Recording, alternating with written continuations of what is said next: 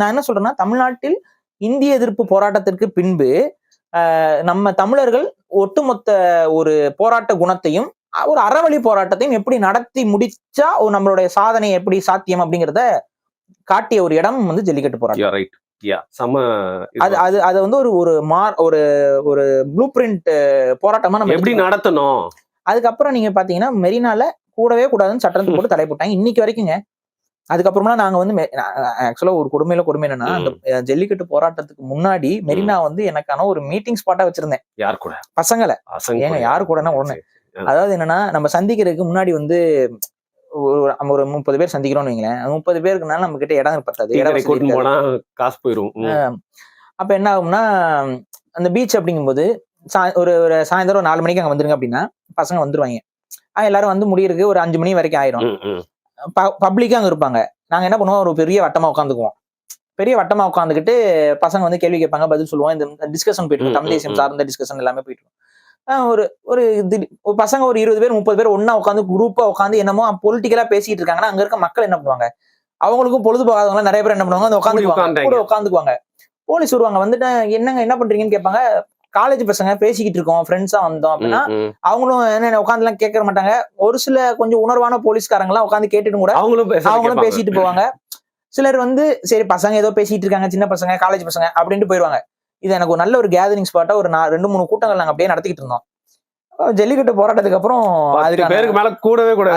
அதுக்கப்புறம் எங்களால போவோம், உட்கார விட மாட்டாங்க. உட்கார்ந்தாலும் அப்படியே இல்ல போங்க, பிரிஞ்சு போங்க தனித்தனியா உட்காருங்கன்றாங்க. அப்ப என்ன ஆயிரும், அது உட்காந்து பேச முடியாம போயிடுச்சு. அது ஒரு பெரிய எனக்கு ஜல்லிக்கட்டு போராட்டம் அவ்வளவு பெரிய வெற்றிக்கு பின்னாடி நடந்த ஒரே ஒரு பிரச்சனை இதுதான். கூடுறதுக்கு இடம் இல்லாம போயிடுச்சு. ஒரு மாலை பிடிச்சிரும் ஃபியூச்சர்ல. அங்க கூட முடியாது இல்லைங்க, உட்காந்து அப்படியே பாலிடிக்ஸ் பேச முடியாது. அதுதான் பெஸ்ட் ஸ்பேஸா இருந்துச்சு. இனிமே நம்ம பிரைவேட்டா மண்டபங்கள் பிடிச்சி இது பிடிச்சிதான் பேசணும் போல கஷ்டமா இருக்குது. அப்போ ஒரு கருத்தியலை வளர்க்கறதுக்கும் ஒரு செயல்பாட்டை வந்து மக்கள் மத்தியில கடத்துறதுக்கும் அந்த மாதிரி ஒரு போராட்டங்களும் அந்த மாதிரியான ஒரு பொது இடங்களும் கூட தமிழர்களுக்கு இங்க இல்ல. இதுதான் உண்மை. ஒரு பொதுல ஒரு உட்காந்து பேசணும்னா கூட அதுக்கு வந்து பர்மிஷன் இல்லாம இங்க இருக்கக்கூடாது, அங்க பண்ணக்கூடாது, இது பண்ணக்கூடாது, அது செய்யக்கூடாது, இது செய்யக்கூடாது எல்லாம் பண்ணி கடைசியில வந்து நம்மள எதுவுமே செய்ய விடாம பண்ணிடுவாங்க. நம்ம பர்மிஷன் எல்லாம் கொடுக்க மாட்டாங்க. நம்ம ஏதாவது கூட்டம் நடத்தணும் பர்மிஷன் கேட்டா கொடுக்க மாட்டாங்க. அதையும் மீறி நடத்தணும்னா போலீஸ் வந்து தடுத்து தூக்கி அரெஸ்ட் பண்ணிட்டு போவாங்க. நம்ம இதுக்காக மண்டபம் புக் பண்ணுவோம், அது பண்ணுவோம், எல்லாம் கடைசியில இப்படியே வந்து நம்மளுடைய போராட்டங்களை முடக்கி போடுறது. அதாவது என்னன்னா, அதிகார வர்க்கத்துக்கு இசைந்து கொடுத்தால் மட்டும்தான் இங்க போராட்டம் நடத்த முடியும். அதிகார வர்க்கத்துக்கு அந்த ஒரு அதுக்கு எதிராகவோ இல்ல அதுக்கு அவங்களுக்கு கேள்வி கேட்கிற மாதிரியோ எல்லாம் நியாயப்படிலாம் பண்ண முடியாதுங்கிற ஒரு சூழலை இங்க உருவாக்கி வச்சிருக்காங்க. ஓகே, கடைசியா ஒரு கேள்வி, அது எப்படிலாம் மறைமாற்றப்பட்டுச்சு, சிதறடிக்கப்பட்டோம் அப்படின்னு தெரியும். ஃபியூச்சர்ல நிஜமாவே மக்களுக்கு உண்டான தேவை அப்படின்னா, இப்ப டெக்னாலஜி வந்து பாத்தீங்கன்னா 17க்கு கம்பேர் பண்ண இன்னும் நிறைய வளர்ந்துச்சு. ஸோ டெக்னாலஜி வளர்றது மூலியமா நம்மளும் அதை வச்சு வந்து ஒன்று கூடுறதுங்கிறத சாத்தியப்படுத்திப்போமா, இல்ல அரசாங்கம் எப்படியாவது ஈஸியா வந்து கட்டுப்படுத்திடுமா? அப்படி மக்கள் வீதிக்கு வந்து போராட வேண்டிய தேவை ஏற்பட்டா இனிமேல் அதற்கான சாத்தியம் இருக்கா? சாத்தியம் எப்பவுமே இருக்கு. மதுரை வந்து ஒரு பெரிய எடுத்துக்காட்டுல இப்போ டங்ஸ்டன் போராட்டத்துக்காக மதுரை மக்கள்லாம் இப்ப நான் தான் சொல்றது, அவேர்னஸ் இட்ஸ் மோர் இம்பார்ட்டன்ட். அதைதான் திரும்ப நான் சொல்றது என்னன்னா, ஒரு புரட்சி இங்க வெற்றி பெறணும் அப்படின்னா அதுக்கான புறச்சூழல் இருக்கணும். அந்த புறச்சூழல் எங்க வந்து உருவாகும்னா ஐடியாலஜிக்கல் வார்ஃபேர்ல தான் அது உருவாகும். இது கிட்டத்தட்ட ஒரு பெரும் போராட்டம் தான். கருத்தியல் ரீதியாக மக்கள் மத்தியில வந்துட்டு அந்த விதைகளை விதைச்சுக்கிட்டே இருக்கணும். இப்ப எத்தனை ஆண்டுகளாக ஈவேராவை எதிர்த்து பேசிக்கிட்டே இருந்தோம். அன்னைக்கு வரைக்கும் ஈவேராவுக்கு புகழ் வணக்கம் போட்டு கொண்டிருந்தவர்களும் கூட இன்னைக்கு வந்து ஈவேராவை அடிப்பதற்கான அந்த அடித்தளங்கள் இருக்குல்ல, அதை ரெடி பண்றோம்ல, அதுக்கு எத்தனை வருஷம் ஆயிருக்கு பாருங்க. இன்னைக்கு வந்து பேசும்போது கரெக்ட் அப்படின்னு சொல்றதுக்கு பல பேர் இருக்கிறாங்க அப்படின்னா அதை நாம் உருவாக்கி இருக்கிறோம் இந்த சமூகத்துல. ஆமா இவங்க பேசுறது சரி, ஈவேரா என்றது ஒரு பொய் பிம்பம், அதுக்கு அந்த ஸ்பேஸை நம்ம உருவாக்கி இருக்கோம்ல. அதுதான் அந்த பேச்சு தொடர்ச்சியா பேசணும், மக்கள்கிட்ட கொண்டு போய் சேர்த்துக்கிட்டே இருக்கணும். அதன் மூலமாக ஒரு இடத்துல அது நமக்கு பயன் கொடுப்பதாக அமையும். மக்களுக்கு அந்த புரிதலை கொண்டு போய் சேர்க்கறது ஒரு மிக முக்கியமான அரசியல் போராட்டம்.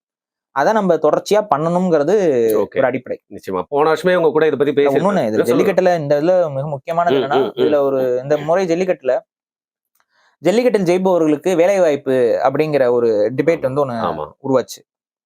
அதை வந்து இந்த குறிப்பா இந்த திராவிடம் பேசுறவங்க எல்லாம் என்ன பண்றாங்கன்னா, இவன் கடைசி வரைக்கும் மாடு மேய்ச்சிட்டு இருப்பானா, மாடு பிடிச்சிட்டு இருப்பானா. என்கிட்டயே ஒரு ஃப்ரெண்ட் அப்படி சொன்னாரு. அந்த கருத்து உங்ககிட்ட பகிர்ந்துட்டேன். எல்லாம் நிறைய பேர் பேசிட்டு இருக்காங்க. என்ன கேக்குறேன், கடைசி வரைக்கும் பேட் பிடிச்சிட்டு இருப்பானா, கிரவுண்ட்ல போயிட்டு பந்து போட்டுட்டு இருப்பானா, அவங்களுக்கு கவர்மெண்ட்ல வேலை கிடைக்குமா? புரியுதா? அவங்கள வச்சு படம் எடுப்பாங்களாம், ரப்பர் பந்துன்னு எடுப்பாங்களாம், அந்த பந்துன்னு எடுப்பாங்களாம், இதெல்லாம் எடுப்பாங்களாம். ஆனா ஜல்லிக்கட்டுங்கிற ஒரு விளையாட்டு விளையாடுறவனுக்கு ஒரு கவர்மெண்ட் வேலை அவனும் சும்மா கேட்கல. படிச்ச இளைஞர்கள் இருப்பாங்களா அதுல, அவங்களுக்கு அது முன்னுரிமை கேட்கறாங்க. இந்த வேலைன்னா அப்படி இல்ல. கவர்மெண்ட் எக்ஸாம் எழுதுவாங்க, அந்த கவர்மெண்ட் எக்ஸாம் பாஸ் ஆகணும், அந்த கிரெடிபிலிட்டி. ஆனா அதுல இவருக்கு அந்த எக்ஸ்ட்ரா இருக்குல்ல, ஒரு ஜல்லிக்கட்டு வீரர் அப்படின்னா அவருக்கு ஒரு வேலை வாய்ப்பு ஒரு கவர்மெண்ட் கொடுக்கறது தானே. அப்ப இந்த மாதிரியான ஆட்கள் வளர்றது மூலயமா பார்த்தா சரி, ஜல்லிக்கட்டு பிடிச்சிட்டு இருந்தாப்ல, அவருக்கு ஒரு நல்ல வேலை கிடைச்சிச்சு, அவர் போயிட்டாப்ல. அப்ப அது ஒரு விளையாட்டு தான். அதுல வந்து நம்ம பையனோ இதோ குழந்தையோ ஆர்வப்பட்டு போனா அது நம்ம தடுக்க கூடாது அப்படிங்கிற ஒரு எண்ணம் என்பது வரும். அப்பதானே வரும். ஆனா இன்னைக்கு நம்ம என்ன உதாரணங்களை பாக்குறோம், ஒருத்தர் இறந்துட்டாப்ல. இந்த பொங்கல்ல ஒரு வீரர் வந்து இறந்துருக்காரு. என்ன எல்லாரும் கொஞ்சம் பேசுறாங்க. என்ன சொல்றாங்கன்னா வந்து ஏன் வந்து இந்த திராவிட ஆட்சியில அது வந்துருச்சு. நாங்க ஹெலிகாப்டர்ல எல்லாம் வந்து ஹாஸ்பிட்டல் இருக்குது. கேரவான்ல வந்து நாங்க மருத்துவம் பார்ப்போம். இப்ப நம்ம இதுல எல்லாம் வந்து பாத்தீங்கன்னா மீனாட்சி மிஷன் மருத்துவர்கள் எல்லாம் சொல்லுவாங்க பாத்தீங்கன்னா, முதல் முறையாக தமிழ்நாட்டில் நாங்க தான் வந்து வாகனத்திலேயே வந்து ஆபரேஷன் தியேட்டரோட இயங்குறோம் அப்படிலாம் சொல்லி ரோட்லயே முடிச்சு விட்டுருவோம். ரோட்லயே வந்து இது பண்றாங்கன்னா விளம்பரம் பண்றாங்க. சினிமா தியேட்டர்கள் எல்லாம் விளம்பரம் பண்றாங்க. மீனாட்சி மிஷன் இதுல எல்லாமே வந்துருச்சு. ஆனா கேக்குறேன், அந்த மாதிரி ஒரு கேரவானை கொண்டு வந்து நிப்பாட்ட முடியாதா? இந்த கோரிக்கை வீரர்களா வைக்கப்படுது. ஜல்லிக்கட்டு வீரர்களா வச்சிருப்பாங்க, எப்பவுமே பாத்துருக்கேன். அப்புறம் எதுக்கு தூக்கிட்டு அலையறீங்க? குத்திருச்சு, எதுக்கு தூக்கிட்டு அலையறீங்க? உங்க டாக்டர்ஸோ அங்க வந்து ஏதோ ஒரு எமர்ஜென்சி வார்டோ உங்களால அங்க டெம்பரவரியா செய்ய முடியாதா? செய்யலாம்ல. பேட்டில் கிரவுண்ட்ல செய்யறாங்கங்க. கிரிக்கெட்ல இருக்குங்க. கிரிக்கெட்ல ஒன்றும் பெருசா வந்து பால் படும், ஏதாவது ஒரு கை கால் சுளுக்கு இருக்கும், அங்கேயே எமர்ஜென்சிக்கு இருக்கு, எல்லாமே இருக்கு. அங்க ஏதாவது ஒருத்தருக்கு ஏதாவது ஆயிடுச்சுன்னா டக்குன்னு போய் ட்ரீட்மெண்ட் பண்றதுக்கு எல்லாமே இருக்கும். இங்க அப்படி இருக்கா? கொண்டு போறதுல நெரிசல் ஏற்பட்டுருச்சு, கொண்டு போறதுக்கு லேட் ஆயிடுச்சு, இப்படிலாம் சொல்லிட்டு இருக்காங்கல்ல. அதான் நான் சொல்றேன், இவங்களோட நோக்கம் என்பது இந்த விளையாட்டை மக்கள் இதுல எப்படியாவது முடிச்சு விடணும்னு பாக்குறாங்க. திருப்பி முடிச்சு விடணும்னு பாக்குறாங்க. கரெக்டா? அதை முடிச்சு விடணும். இந்த விளையாட்டுல ஏதாவது ஒரு கான்ட்ரவர்சியை கிரியேட் பண்ணி அதன் மூலமாக இதுகளை முடிச்சு வைக்கணும், இது மூட்டை கட்டணும்ங்கிறதா இவங்களோட நோக்கமாக இருக்கிறது. அதனாலதான் அவங்க வந்து ரொம்ப நேக்கா அந்த ஜல்லிக்கட்டை பத்தி புகழ்ந்து பேசுறதோ இது எதுவுமே இல்லை. நீங்க கவனிச்சீங்கன்னா தெரியும். இப்ப மீடியால வந்து பாருங்க, ஜல்லிக்கட்டை பற்றி புகழ்ந்து பேசுறதுக்கு ஆட்களே இல்ல, அவங்களை எல்லாம் கூப்பிடுறதே இல்ல. ஜல்லிக்கட்டு ப்ராப்ளம்ஸ் பேசுறதுக்கு மட்டும் எல்லா டிபேட்டுக்கு ஆளா நடத்திக்கிட்டே இருக்காங்க எல்லா நியூஸ் சேனலும். ஏன் ப்ரொபகேண்டா பண்ணிட்டு இருக்காங்க. இப்ப கண்ணு முன்னாடி நடந்துட்டு இருக்கு. தமிழர்கள் விழிப்பாக இருங்க. நான் பாக்குறேன் இந்த முறை எல்லா நியூஸ் சேனல்லையும் இதுல இறப்பு வருது, அது வருது, இது வருதுன்னு சொல்லி ஃபுல் நெகட்டிவ் கண்டென்ட்ஸ் தான் எல்லா நியூஸ் சேனல்லையும் டிபேட்டா போய்கிட்டு இருக்கு. அதே போல யாராவது ஒருத்தர் இறந்துட்டு அதை உடனே இது போட்டு ஹைலைட் பண்ணி ஜல்லிக்கட்டு போராட்டத்தில் இறப்புன்னு நேஷனல் நியூஸ்ல வருது, இதுல வருது, எல்லா இதுலயும் வருது. அப்ப நெகட்டிவான விஷயங்களை ப்ரமோட் பண்ணிட்டே இருக்காங்க. ஆனா ஜல்லிக்கட்டுக்கு எவ்வளவு பேர் மக்கள் பாக்குறாங்க, எவ்வளவு அதுல இன்ட்ரெஸ்ட், எத்தனை டிவி சேனல்ஸ், எத்தனை நியூஸ் சேனல்ஸ், அதுல எத்தனை ஆட் ரெவன்யூ, யூடியூப் லைவ் எத்தனை, போய் பாருங்க. அதோட ரெவன்யூ ஜெனரேஷனை மட்டும் பாருங்க. ஆனா அங்க வந்து அவங்களுக்கு நீங்க கொடுக்குற பரிசு என்ன? முன்னாடி கார் கொடுத்தீங்க, பைக் கொடுத்தீங்க, இன்னைக்கு வந்து அங்க வீரர்களுக்கு என்ன கொடுக்குறீங்க? அண்டா, சைக்கிளோட நிப்பாட்டீங்க. சைக்கிள் தான் எனக்கு தெரிஞ்சு, சைக்கிள் தான் அதிக விலையான பொருள் நினைக்கிறேன் இந்த வாட்டி நினைக்கிறேன்.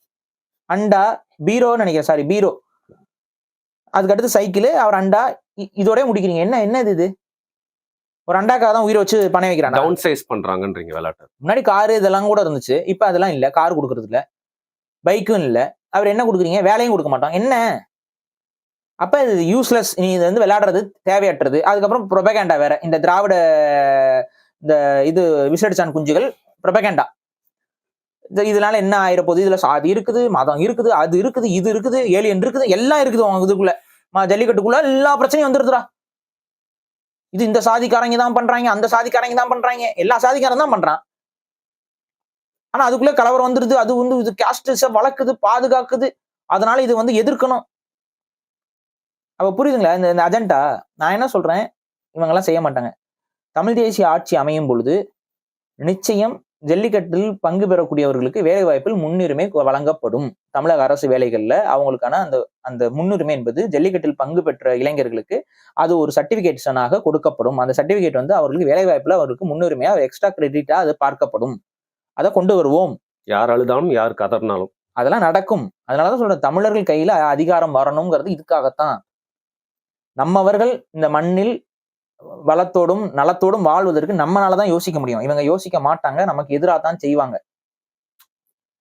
ஒரு அமைச்சரை சேரவாரி அடிச்சுட்டாங்கிற ஒரே காரணத்துக்காக ஒரு ஊரை காவல்துறைங்கிற பேர்ல எவ்வளவு ஒரு அராஜக போக்கு பாத்தீங்களா இல்லையா? அது மட்டும் இல்லாம ஜல்லிக்கட்டு போராட்டத்துல முக்கிய பங்கு வச்சவரை வந்து நிக்க வச்சுட்டாங்க மாடத்துல. பாவம் அவர்லாம் இந்த நிலைமை வரும்னு யோசிச்சு பார்த்துருப்பாரா?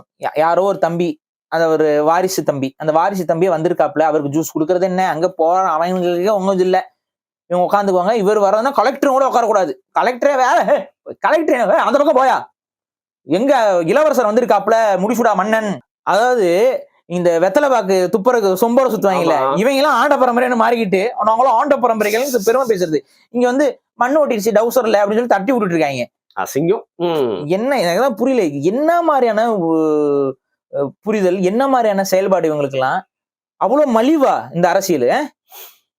ஒரு அதாவது அவங்க குடும்பத்துல பிறந்திருக்காருங்கிறத தவிர்த்து அந்த தம்பிக்கு என்ன தகுதியை நீங்க கண்டுபிடிச்சிட்டீங்க, கலெக்டர் நிப்பாட்டி விட்டுவிட்டு நீங்க வந்து அவரை உட்கார வைக்கிறீங்க. இதான் சொல்றேன், இதான் மக்கள் பார்த்துக்கிட்டு இருக்கிறாங்க. இது வந்து ஒரு சரியான ஜனநாயக தன்மையோட இவங்க நடந்துக்கிறது இல்ல. அப்பாவி மக்களை போட்டு அந்த அடி அடிச்சுக்கிட்டு காவல்துறையை விட்டு. ஆனா அவரு பார்க்க ஜெய்பீம் படத்தை பார்த்தா அழுக வந்துச்சு அப்படின்னா சொன்னாரா இல்லையா முதல்வர்? ஜெய்பீம் படத்தை பார்த்து அழுக வந்த முதல்வருடைய கட்டுப்பாட்டில் இருக்கக்கூடிய காவல்துறை ஒரு ஊருக்குள்ள போயிட்டு அவ்வளவு பெரிய அராஜகத்தை பண்ணுது, லைவ்ல வீடியோ இருக்குது, என்ன நடவடிக்கை எடுத்தீங்க? புரியுதா? எப்படி நாடகம் ஆடுறாங்கன்னு தெரியுதா? இதைத்தான் நம்ம சொல்றோம். இவர்கள்கிட்ட அதிகாரம் இருப்பது ஆபத்து, தமிழர்களுக்கு ஆபத்து. அதான் நம்ம சொல்லிக்கிட்டு இருக்கோம். மக்கள் புரிஞ்சுக்கணுங்கிறதுக்காக சொல்றோம். நீங்க புரிஞ்சுக்க மாட்டீங்க. நீங்க கடைசி வரைக்கும் என்ன பண்ணுவீங்க? அற்ப காசுக்கு போய் ஓட்டை விப்பீங்க. நேர்மையானவர்களுக்கும் உண்மையானவர்களுக்கும் வாக்குகளை செலுத்த மாட்டீங்க. இவர்களை போன்ற தவறானவர்களுக்கு நீங்க வாக்குகளை செலுத்தி அவர்கள்கிட்ட அதிகாரத்தை கொடுத்து அவதிப்படுவீங்க. எவனோ ஒருத்தன் கண்ணுக்கு முன்னாடி உங்களுக்கு தெரியாது, நீங்க அவதிப்படுவீங்க. அப்போ புரிஞ்சுக்கதான் பாருங்க, அன்னைக்குனாச்சும் புரிஞ்சுக்குதான் பாருங்க. அனுபவிடா அப்படின்ட்டீங்க. Right, fine. இப்போ ஜல்லிக்கட்டை பத்தி அதை சுத்தி இருக்க முழு அரசியலும் நிறைய விஷயங்கள் பேசியிருக்கோம். ஏதாவது சில விஷயங்கள் விடுபட்டு போயிருக்கலாம், பட் நிறைய விஷயங்கள் வந்து இன்னைக்கு வந்து இன்ஃபர்மேஷன் என் காதில் வந்து சேர்ந்துருக்கு. மிக்க நன்றி. என்னோட ஜல்லிக்கட்டு ஜர்னல் சொல்லிட்டு நான் ஒரு வீடியோ போட்டிருக்கேன், அதை வந்து கீழே வந்து லிங்க்ல போட்டுருவேன், அதையும் நீங்க போய் பார்த்துருவேன். ஏன்னா இவரு கூட பேசுறதுக்கே 1 மணி நேரம் பத்தாது, அதனால நான் முடிவு எடுத்துட்டேன், அதை நான் ஒரு 20 நிமிஷம் தனியா பேசிட்டு போயிடலாம்னு சொல்லிட்டு அதோட லிங்க்கும் கீழே வந்து போடுறேன். மிக்க நன்றி பாரி. ரொம்ப நாளா என்னோட வேண்டுதலா இருந்துச்சு இந்த டாபிக்ல நம்ம பேசணும்னு சொல்லிட்டு. நான் எதிர்பார்க்காத பல தகவல் சொல்லியிருக்கீங்க. Thank you so much. நன்றி.